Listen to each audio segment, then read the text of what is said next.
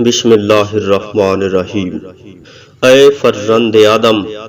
میں نے تجھے اس لیے خلق نہیں کیا کہ مجھے کوئی کمی تھی اور میں تعداد میں تمہارا اضافہ چاہتا تھا، نہ ہی تمہیں اس لیے خلق کیا ہے کہ مجھے تنہائی میں وحشت ہوتی تھی اور میں تمہارا انس چاہتا تھا، نہ ہی میں نے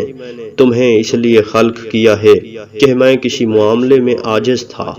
اور مجھے تمہاری مدد کی ضرورت تھی،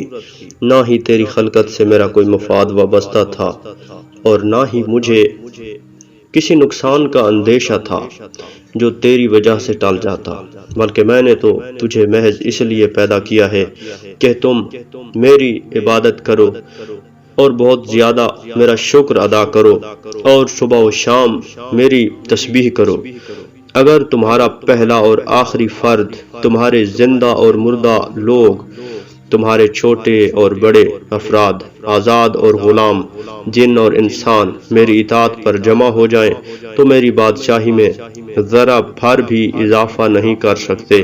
اور اگر یہ سب میری نافرمانی پر ایکا کر لیں تو میری بادشاہی میں ذرا برابر بھی کمی واقع نہیں ہو سکتی۔ تم جو کوشش بھی کرو گے اپنے فائدے کے لیے کرو گے، بے شک اللہ تمام جہانوں سے بے نیاز ہے۔